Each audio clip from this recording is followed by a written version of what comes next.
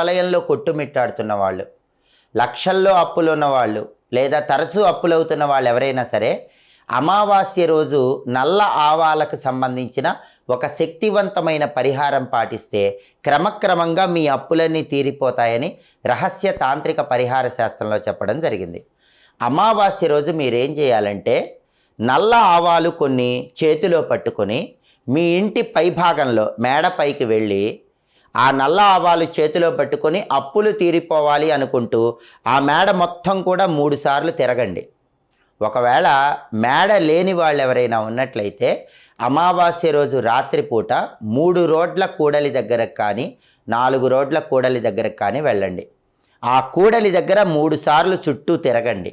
అలా తిరిగిన తర్వాత చేతిలో ఉన్నటువంటి నల్ల ఆవాలు ఒక్కొక్క దిక్కుకు విసిరేయాలి. అలా విసిరేస్తే క్రమక్రమంగా మీ అప్పులన్నీ తీరిపోతాయని రహస్య తాంత్రిక